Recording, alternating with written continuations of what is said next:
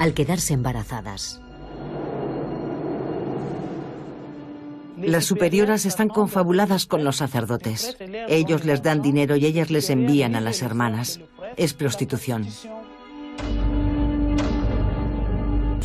Parte de mi ritual era tener cuidado para no dejarlas embarazadas. ¿Qué ocurre cuando se quedan embarazadas de un sacerdote? Puede pasar de todo, hasta que el sacerdote le pida que aborte. La Iglesia Católica condena el aborto. Que una congregación incite a una religiosa a abortar es una atrocidad. Religiosas de todos los continentes llevan más de 20 años denunciando abusos sexuales generalizados, pero la justicia del Vaticano ha silenciado los delitos y ha protegido a los sacerdotes. Mientras la Iglesia siga perdonando sin hacer justicia, mientras se compadezca sin hacer justicia, las víctimas seguirán siendo víctimas y morirán siendo víctimas. La estructura de la Iglesia es muy cerrada.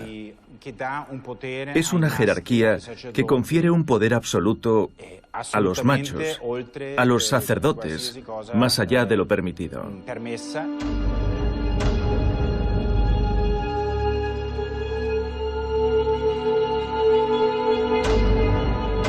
Tras una investigación mundial que ha durado 2 años, algunas víctimas, sus madres superioras, sacerdotes e incluso personas cercanas al Papa Francisco revelan uno de los escándalos mejor guardados de la Iglesia Católica.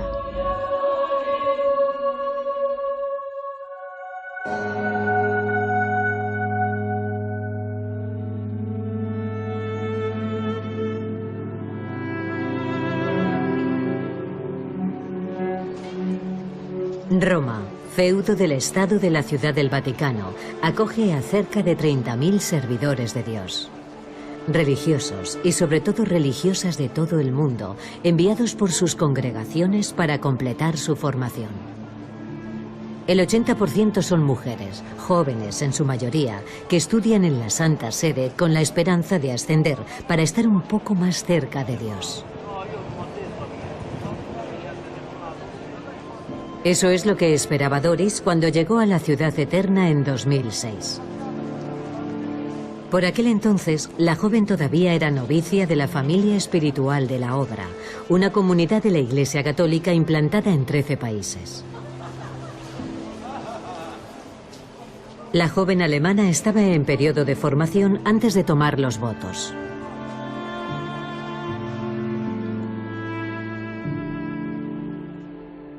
Al año siguiente, Doris pronunció los votos perpetuos de obediencia, pobreza y castidad. Se casó con Dios a los 22 años. La joven religiosa empezó a trabajar a unos pasos del Vaticano con un sacerdote de su congregación. Doris ha necesitado 2 años para decidirse a contarnos lo que sucedió después.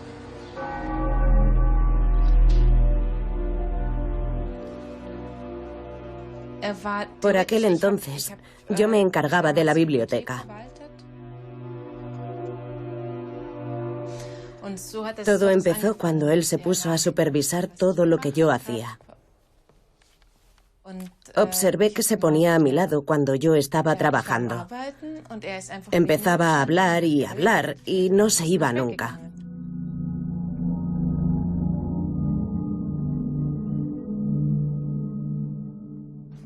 Aparecía en todas partes.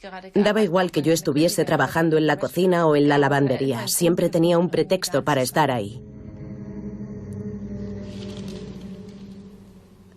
Estaba desconcertada, pero ni por asomo podía imaginar lo que iba a pasar.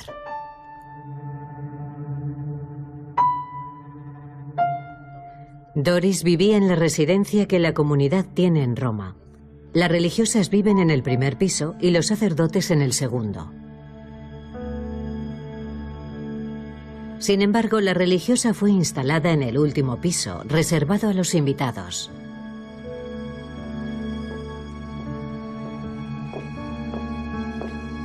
El sacerdote fue a la habitación apartada para ver a Doris. Entró en mi habitación y cerró la puerta. Como era una habitación de invitados, había un sofá. Nos sentamos en él.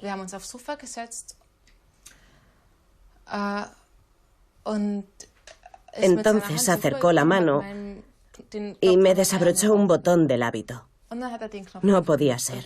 Era impensable que estuviera haciendo algo así. Que quisiera hacer algo semejante.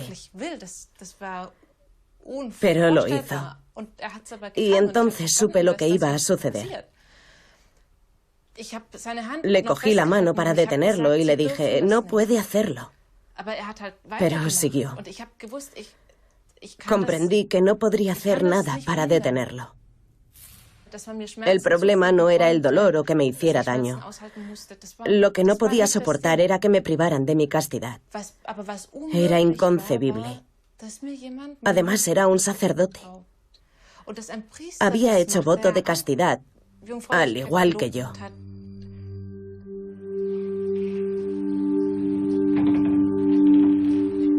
Doris no era consciente de que se había convertido en una víctima más de un mal que corroe a la Iglesia desde hace mucho tiempo.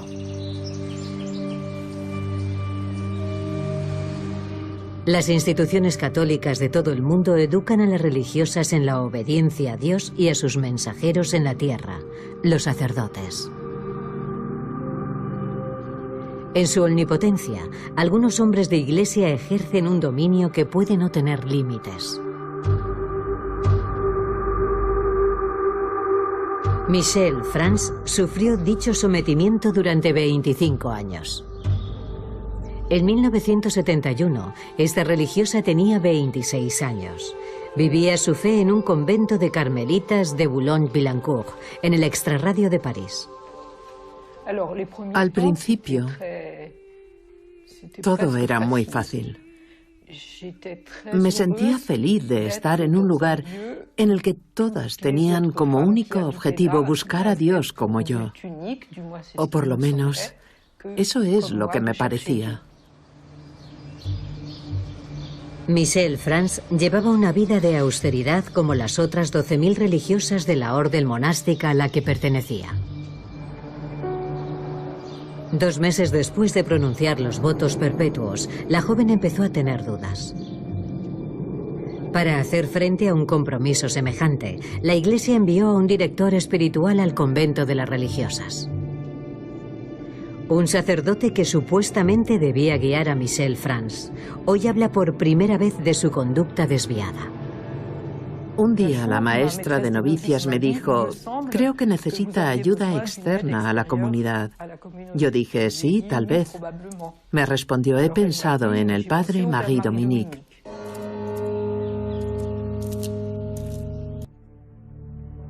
Durante 2 años, el padre Marie-Dominique visitó con regularidad el convento para ver a la religiosa.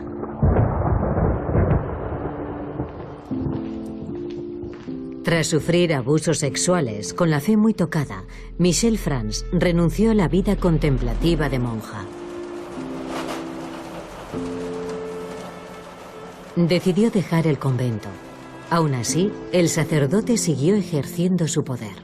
Le aconsejó continuar con su vida de religiosa en una comunidad más abierta en Saône-et-Loire. En este priorato de monjas benedictinas, el padre Marie-Dominique organizó un sórdido traspaso de poderes. Le presentó al padre Thomas, su hermano mayor, que también era sacerdote. El padre Thomas vino en el mes de agosto de 1976. Quedó conmigo por la tarde a una hora en la que las hermanas benedictinas del priorato ya se habían retirado.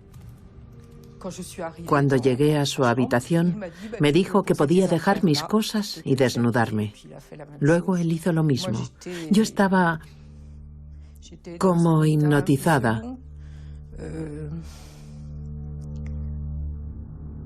Le obedecí, me desnudé, me tumbé en la cama y él se tumbó encima de mí.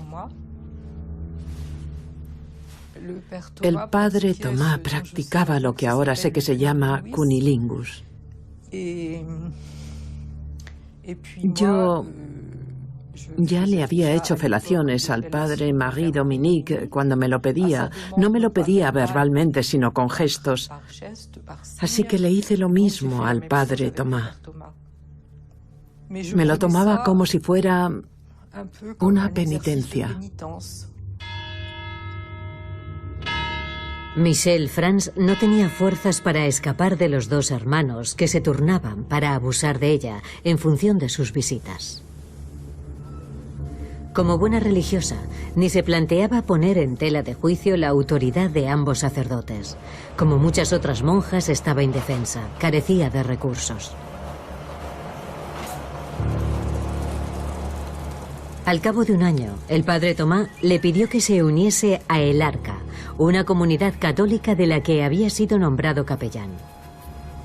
Michel Franz empezó a trabajar para la organización y se instaló en esta casita, en la que sigue viviendo en la actualidad.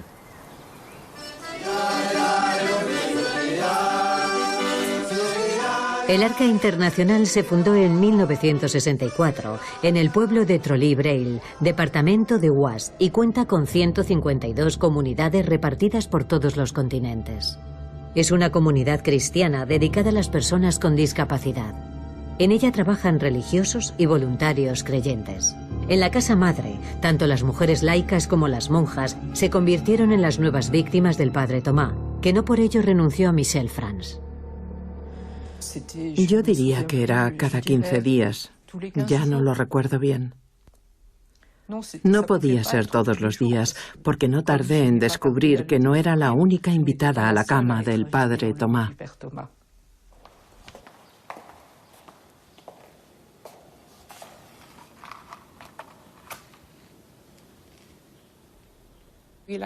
Empezó diciéndome, vamos a hacer el acompañamiento espiritual de otra forma.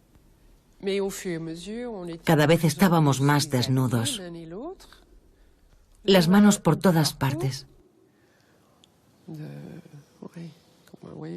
Todavía no conozco todo el vocabulario, pero cosas muy íntimas.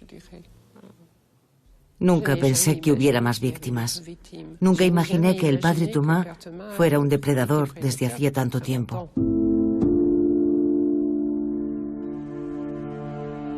Durante más de 30 años, el guía espiritual de El Arca utilizó la catequesis para abusar sexualmente de las mujeres de la comunidad. Solo su muerte en 1993 puso fin a su reinado de depredador sexual. Tuvieron que pasar 14 largos años para que las víctimas se atrevieran a hablar. En 2007, Jean de la Selle, ex responsable administrativo de la comunidad de El Arca, escuchó y recogió las primeras confidencias de Michel Franz. Michel Franz me dijo, soy una víctima del padre Thomas. Le pedí que me lo contase. Le pregunté si podía escribir en una hoja el testimonio de lo que había vivido. Me pidió que mantuviese el anonimato. Lo entendí perfectamente, puesto que era una trabajadora.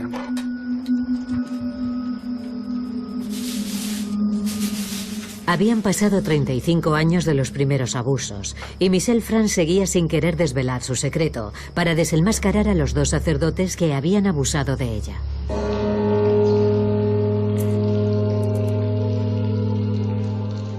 Para las religiosas que han sufrido abusos sexuales, la vergüenza de haber roto el voto de castidad se suma al miedo del perjurio. Denunciar a un sacerdote supone injuriar a la Iglesia, profanar el juramento de obediencia que prometieron.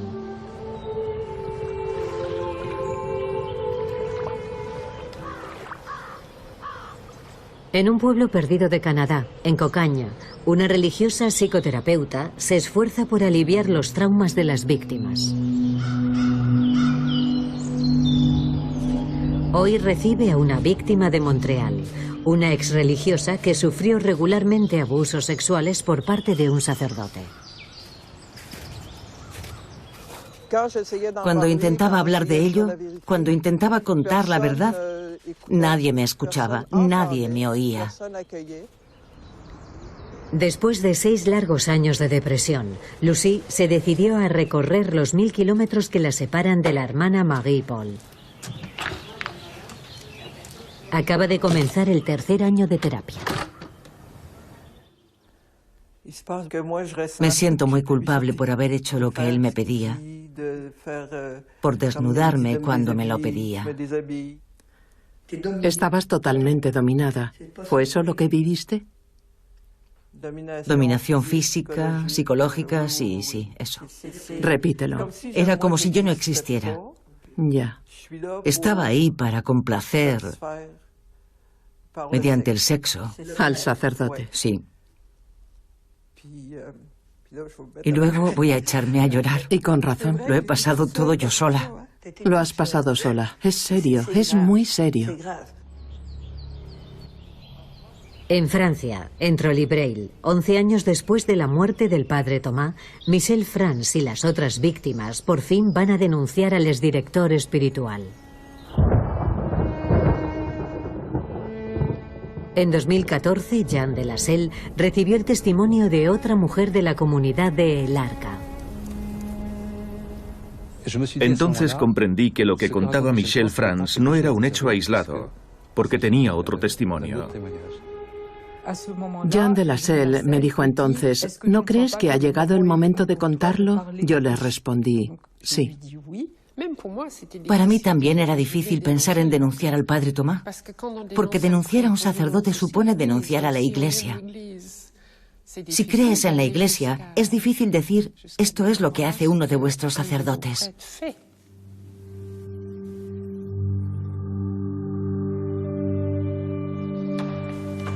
La Iglesia es misericordiosa y concede el perdón a los fieles que aceptan confesar sus pecados. Pero solo reconoce sus faltas cuando se ve obligada a hacerlo. Poco a poco fueron apareciendo más testimonios de víctimas de El Arca. A la justicia eclesiástica no le quedó otro remedio que interesarse por el caso. A finales de 2014, el sacerdote Markovich llevó a cabo una investigación y entregó a su jerarquía un informe confidencial muy documentado sobre los descarríos del padre Thomas. El padre Thomas cometió actos sexuales con mujeres mayores de edad, afirmando buscar y comunicar una experiencia mística. Su justificación muestra una conciencia deformada que ha tenido varias víctimas conocidas y posiblemente más desconocidas. Y debe hacerse justicia. Creo que es muy importante que se sepa la verdad, que se conozca al padre Thomas por lo que era, un perverso manipulador. Que se deje de colocar al padre Thomas y a El Arca sobre un pedestal. Tienen que admitir la verdad, simplemente.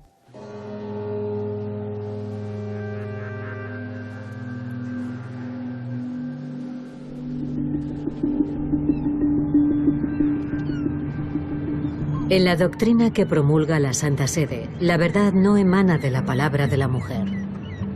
La verdad es el mensaje de Dios, difundido por el hombre que refuta cualquier juicio.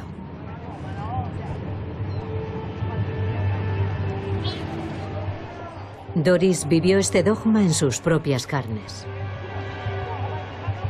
En Roma, la joven religiosa soportó durante meses los abusos del sacerdote de su comunidad. En 2010, por fin reunió fuerzas para denunciarlo. Se lo conté todo a la Madre Superiora. Recuerdo muy bien esa conversación.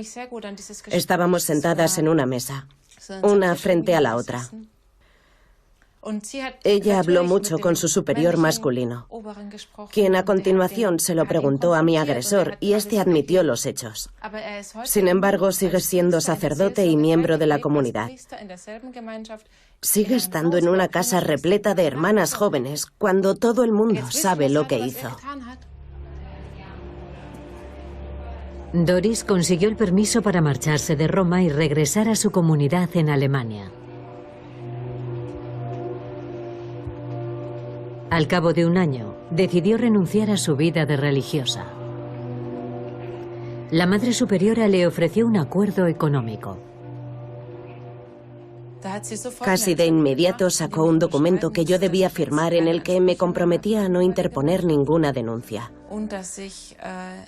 A cambio obtendría 3.000 euros. Era mucho dinero. Podría mudarme y rehacer mi vida. Había trabajado durante años para la comunidad sin percibir ningún sueldo.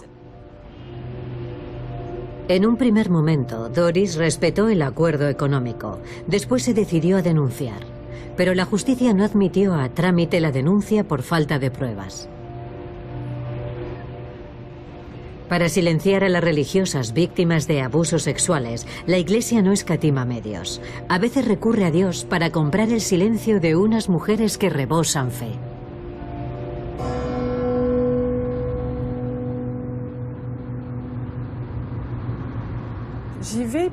Voy para que la gente le ponga cara a las mujeres que han sufrido por el padre Tomás, para que sea algo real y concreto.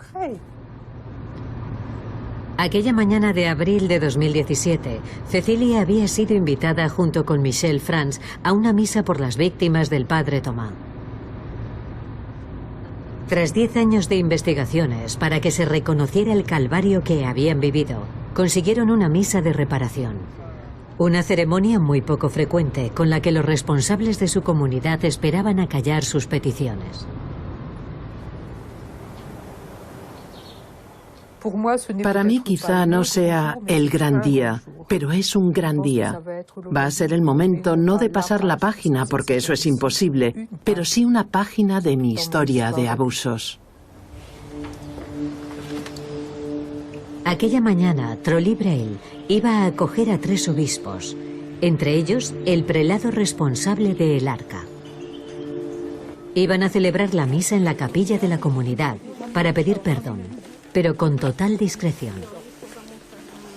Solo estaban invitadas las víctimas, sus familias y allegados. Nosotros nos colamos en la reunión, haciéndonos pasar por amigos de Cecilia y Michel Frans. Las imágenes que van a ver estaban destinadas únicamente a las víctimas de El Arca.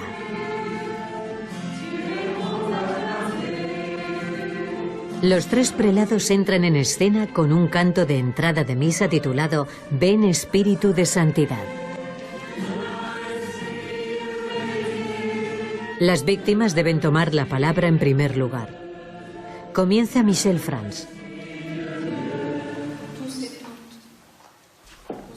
Todos y todas hemos sido traicionados, abusados.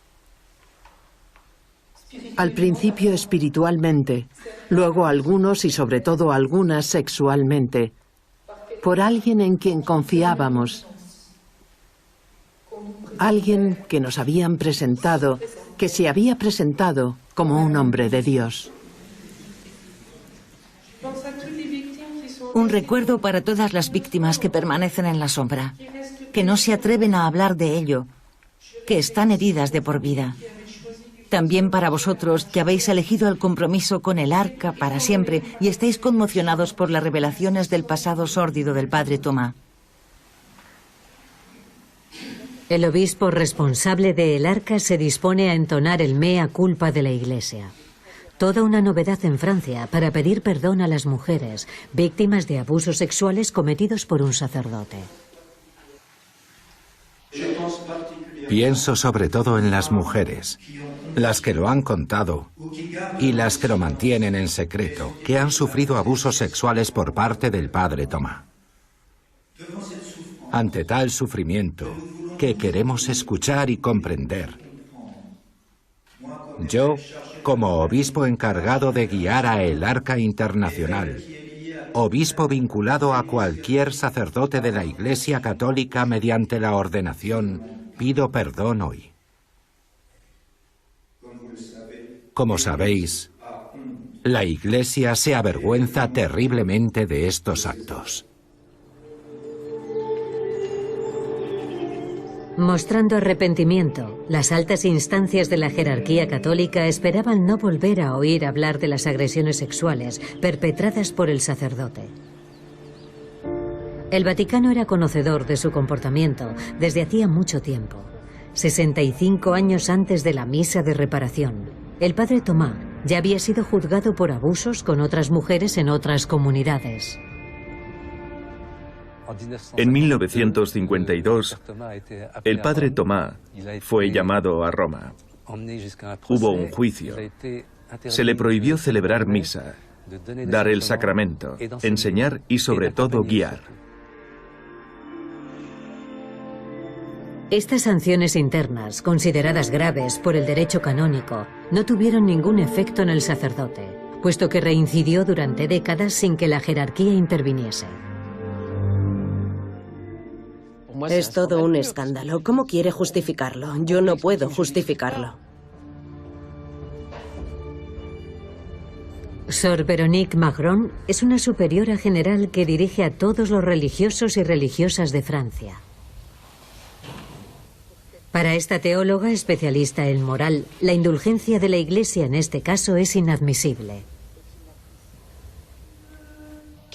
No entiendo que dejemos en su puesto a alguien que ha cometido este tipo de delito. Un mínimo de prudencia, un mínimo de precaución. Lo mínimo es que la institución haga todo cuanto pueda para proteger a otras posibles víctimas. Es lo mínimo que exige su responsabilidad. Si no es así, para mí es un desastre.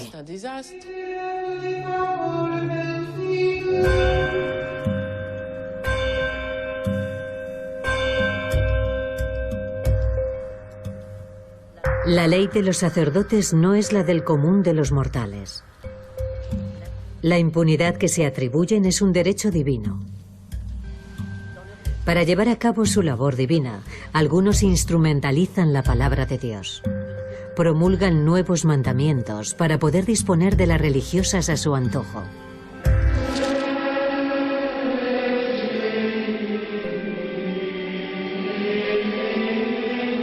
El padre Marie Dominique es uno de estos guías espirituales de la Iglesia Católica que han elaborado doctrinas disidentes.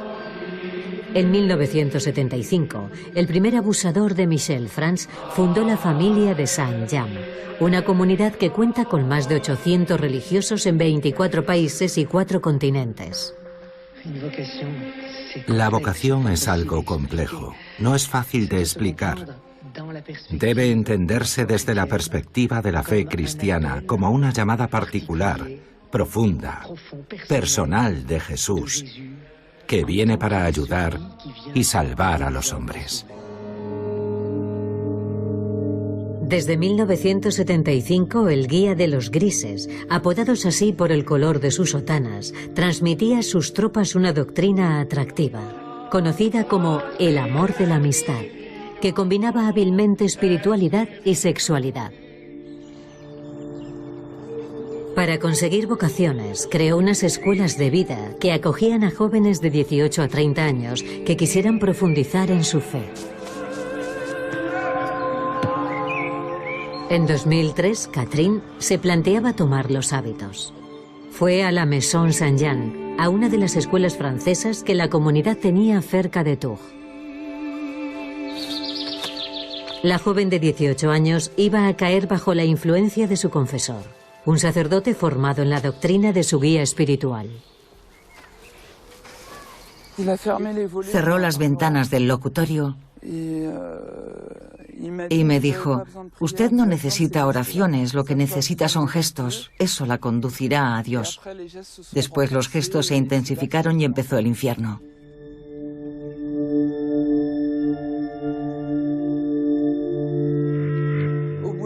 Al cabo de unos meses empezó a tocarme el pecho, me quitaba el sujetador,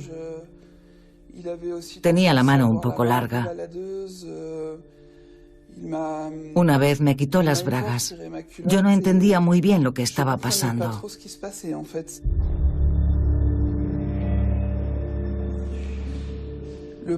El sacerdote me tocaba justo antes de darme la absolución. Deben saber que durante la confesión, en el momento de la absolución, el sacerdote representa a Cristo. Así que cuando me tocaba yo pensaba: está actuando en nombre de Dios, no tengo que cuestionarme nada. Es lo que Dios quiere para mí.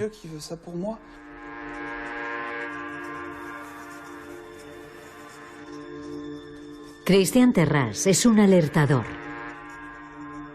Dirige la revista católica progresista Goliás. Conoce muy bien la retórica de los sacerdotes de esta comunidad, que distorsionan el Evangelio para satisfacer sus impulsos sexuales.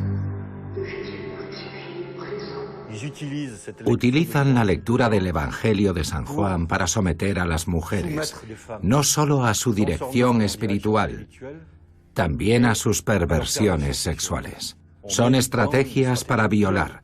Es violación, un delito de violación.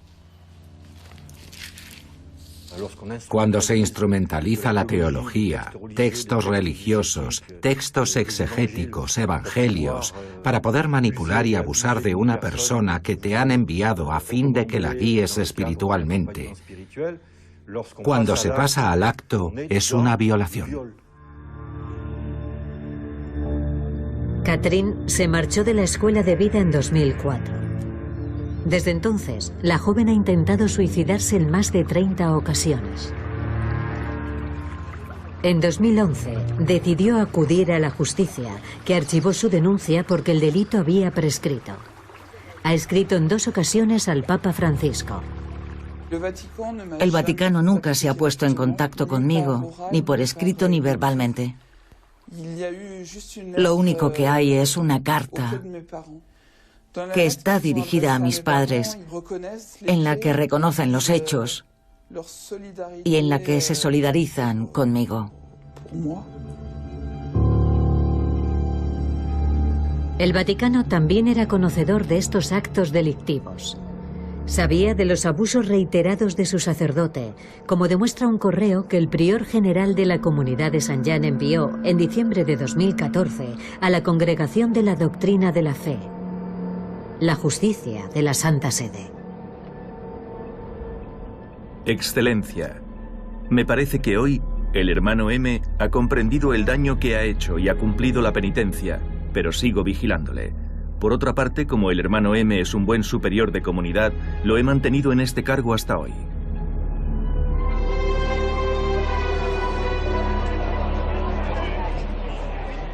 Un año después, en 2015, la justicia del Vaticano se limitó a impedir al buen superior de comunidad ejercer su ministerio durante 12 meses. Después, simplemente lo trasladó a Roma. Mientras la Iglesia siga perdonando sin hacer justicia, mientras la Iglesia se compadezca sin hacer justicia, mientras la Iglesia siga celebrando misas de reparación sin hacer justicia, las víctimas seguirán siendo víctimas y morirán siendo víctimas. Mientras los sacerdotes se comporten como dueños de las religiosas, éstas seguirán siendo presas.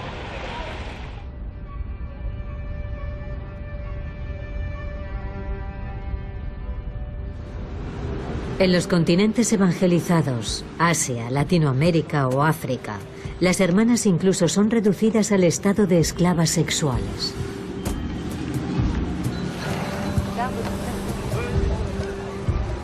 En 2017, una religiosa se marchó de su comunidad en la que las hermanas son explotadas sexualmente. Desde entonces, la exmisionera recibe amenazas de muerte de su antigua congregación para que no hable. Por seguridad, ha decidido no hablar en su país y hacerlo en Benín, otro país africano. En 21 años de religiosa he conocido a muchas hermanas que han sufrido abusos sexuales, morales y de todo tipo. Y como todo eso se oponía a lo que mi corazón quería para servir a Dios, decidí marcharme de la comunidad.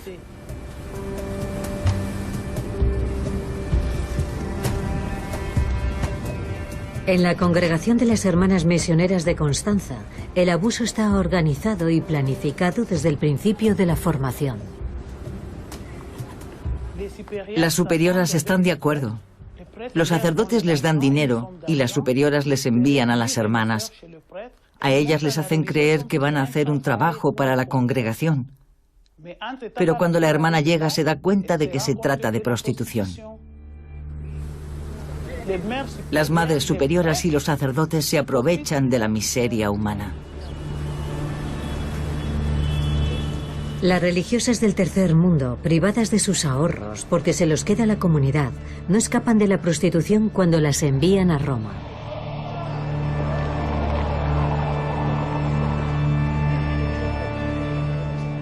Un acontecimiento que sucedió a puerta cerrada en la Ciudad del Vaticano nos puso sobre la pista del proxenetismo clerical a las puertas de la Santa Sede. El 31 de mayo de 2015, en el Vaticano tenía lugar un seminario sobre el papel de la mujer en la Iglesia. Aquel día, una religiosa congolesa, profesora en la Universidad Pontificia Urbaniana, aprovechó la ocasión para denunciar la prostitución habitual a la que se veían sometidas las hermanas de su congregación que estudiaban en Roma. Darío Menor estaba acreditado como corresponsal de una revista católica española. Un testigo externo que asistió por casualidad al golpe de efecto de Sor Rita. No fue una intervención espontánea. Había diferentes ponentes y cada cual intervenía en su turno de palabra. Ella tenía el suyo. Lo que hay que destacar es que ella quería tomar la palabra en esta reunión. Un auditorio en el que había personas que estudian y reflexionan sobre el lugar que ocupa la mujer en la Iglesia. Quería denunciar de forma general lo que sucede. Sin ninguna duda, estaba decidida a hablar de este tema en este auditorio.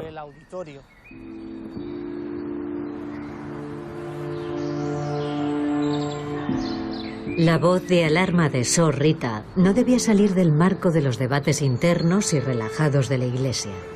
Pero al salir del seminario, Darío Menor consiguió arrancarle una declaración espontánea cuando la religiosa iba andando por la calle. Las congregaciones son muy pobres o les da igual lo que les pase a las religiosas. Te mandan a estudiar, pero careces de medios. Así que tienes que mendigar, pedir limosna y te pones bajo la protección de supuestos protectores. Ellos explotan tu cuerpo porque no tienes otra cosa que darles a cambio. Te ves obligada a vender la mercancía que tienes. ¿Qué mercancía? La parte que has dado al Señor. Tienes que comerciar con ella para vivir, pero a nadie le interesa todo esto. Todo el mundo sabe de lo que estoy hablando, pero nadie quiere hablar de ello. Después del arranque de rabia, Sor Rita nos ha hecho saber que su jerarquía le ordenó guardar silencio. Pero antes de callar, la religiosa transmitió el último mensaje a su interlocutor español. Una llamada de auxilio para sus hermanas explotadas, que al quedarse embarazadas sufren el rechazo de sus congregaciones. Cuando se presenta el problema del embarazo de una hermana sin asistencia, quieren alejarla del convento y la expulsan. Nadie sabe a dónde va. Nadie se interesa por ella.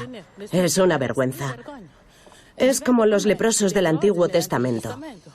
Las otras hermanas no quieren ni dirigirle la palabra.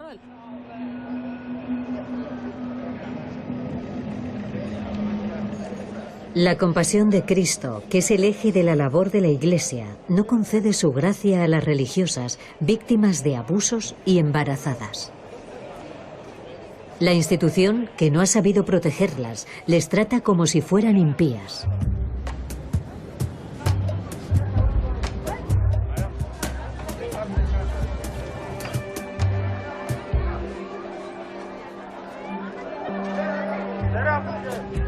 En el país de Constanza, las hermanas que han sufrido abusos de sacerdotes no pueden ni plantearse quedarse con el niño.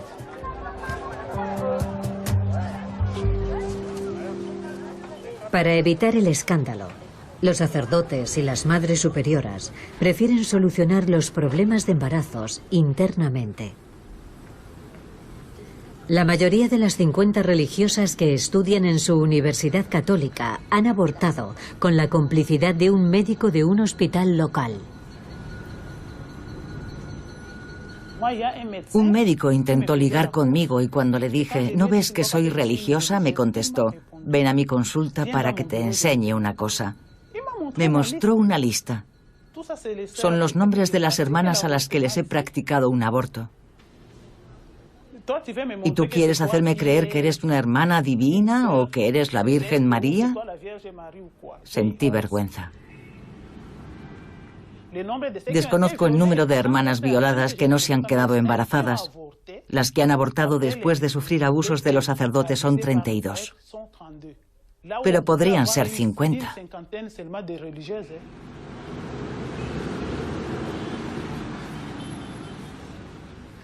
La Iglesia Católica rechaza y condena el aborto en nombre de la defensa de la vida. El padre Ludovic Lado es un rebelde de la Iglesia Católica camerunesa. El sacerdote jesuita no ha cesado de denunciar las desviaciones del clero africano, que él califica de mafiosas. Que una congregación incite a una religiosa a abortar es una atrocidad, a mi entender, porque se opone totalmente a lo que significa una congregación y a lo que defiende la Iglesia. No veo ningún proyecto detrás de un paso como ese. En todos los continentes y desde hace mucho tiempo, algunos sacerdotes ordenan a sus víctimas suprimir la vida que ellos han engendrado. Desde hace más de 40 años, Marie-Paul Goss se enfrenta a los hombres de iglesia que cometen el peor de los pecados. La religiosa psicoterapeuta a veces examina la conciencia de algunos depredadores arrepentidos. Hoy se dirige a Quebec para continuar con la terapia de Roland. Roland es un caso particular. Se trata de un sacerdote que ha cometido muchos abusos sexuales y es uno de los pocos que ha pedido ayuda, que ha elegido levantarse para hablar claramente de lo que ha vivido y para decir que sentía mucho lo que había hecho.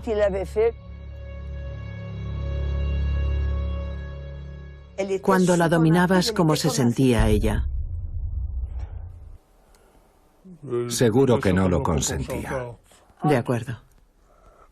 Sí, porque decía que no quería, que no había venido para eso. Ya. Me dio tiempo a escuchar eso. Luego... ¿Lo escuchaste? Sí, sí.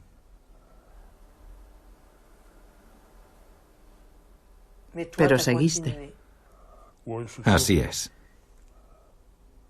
¿Y si una religiosa se queda embarazada de un sacerdote?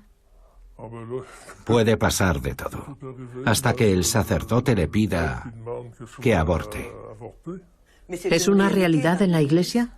Sí, ¿Sacerdotes que dejan embarazadas a algunas hermanas? sí, ¿Y las hacen abortar? sí, sí, Eso ocurre. sí. Solo Dios es dueño de la vida. Del primer concilio de 1312 a la encíclica de Juan Pablo II en 1995, la Iglesia siempre ha afirmado que el aborto era el crimen más abominable, un asesinato deliberado, castigado con la excomunión. ¿Qué decir de los abortos practicados por la Iglesia incluso una vez transcurrido el plazo legal? Es el caso de Rosa, una religiosa amiga de Constanza que abortó en el 8º mes de gestación. La Madre Superiora siempre había dicho a todo el mundo que esa hermana era la única que de verdad era un ejemplo a seguir. Que estuviese embarazada iba a ocasionar muchos problemas. Entonces la superiora le dijo, no te preocupes, te lo sacaremos. El sacerdote también dijo, yo no quiero que siga adelante, me crearía muchos problemas. Estaba de 32 semanas, casi estaba a punto de nacer, pero le pararon el corazón para que pudiera expulsarlo. Cuando vio al bebé fue muy doloroso para ella. Era un niño. Hasta me enseñó la foto del bebé. Me dijo que era de cuando el bebé había salido muerto. ¿Cómo puede la institución católica tolerar en su seno abortos ilegales, considerados crímenes en todo el mundo? El 10 de octubre de 2018, en una catequesis, el pontífice lanzó una violenta acusación contra todos aquellos y aquellas que practican interrupciones del embarazo, legales o no. La catequesis de hoy está dedicada al quinto mandamiento. No matarás. Podría decirse que todo el mal del mundo se resume en esta frase: el desprecio por la vida. Un planteamiento contradictorio permite la supresión de la vida humana en el seno materno. No es justo eliminar a un ser humano, aunque sea muy pequeño, para resolver un problema. Es como contratar los servicios de un sicario para resolver un problema. ¿El Papa Francisco ignora que la Iglesia ha recurrido a asesinos a sueldo? ¿Ejerce su pontificado sin saber las ofensas impuestas a los siervos de la Iglesia? El padre Hans Soelna trabaja junto al Santo Padre. Es un sacerdote comprometido en la lucha contra la violencia sexual, que ante la cantidad de testimonios que hemos recabado, reconoce que los abusos a las religiosas son un mal estructural que corroe a la Iglesia católica. Este tipo de abusos están relacionados con algo que trasciende la realidad local, la realidad regional. Trasciende las fronteras de los países e incluso las de los continentes.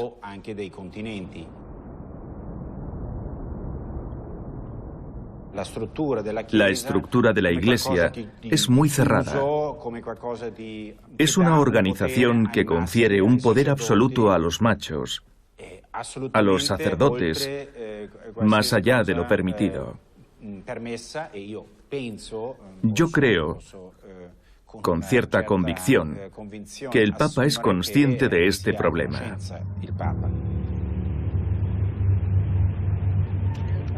¿Pondrá fin el Papa Francisco al poder sin límite que ejercen los sacerdotes sobre las mujeres?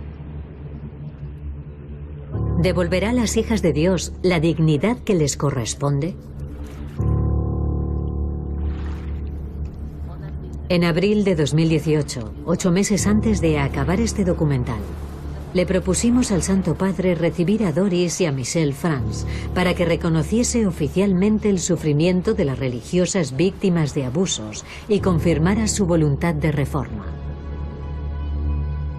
Nos dirigimos al cardenal Giovanni Angelo Becciu, sustituto de la Secretaría de Estado de la Santa Sede que se encargaba de Francia. Para que considerasen una solicitud tan poco habitual, les proporcionamos con total transparencia todos los elementos de nuestra investigación, así como la lista y los testimonios de nuestros testigos. 3 meses y muchos mensajes recordatorios después. Esto es lo que el número 2 de la Secretaría del Vaticano nos respondió. Estimada señora, le agradezco las informaciones que nos adjunta acerca de su documental, que trata una situación que no puede no causarme sufrimiento, al igual que al resto de la Iglesia. Respecto a su propuesta de que el Santo Padre reciba a las 2 religiosas, le aseguro que será tenida en consideración, y no dejaré de informarle sobre la decisión que se tome al respecto. Ante nuestra insistencia, por fin a mediados de diciembre de 2018 llegó una respuesta del Vaticano. El Papa aceptaba recibir a Michelle Franz y a Doris, pero en la intimidad, sin la presencia de nuestra cámara ni de ningún observador externo. De común acuerdo con nuestros testigos, no quisimos relegar una vez más los testimonios de las víctimas al secreto de una audiencia privada y contribuir así al silencio del Santo Padre sobre las esclavas sexuales dentro de la Iglesia Católica.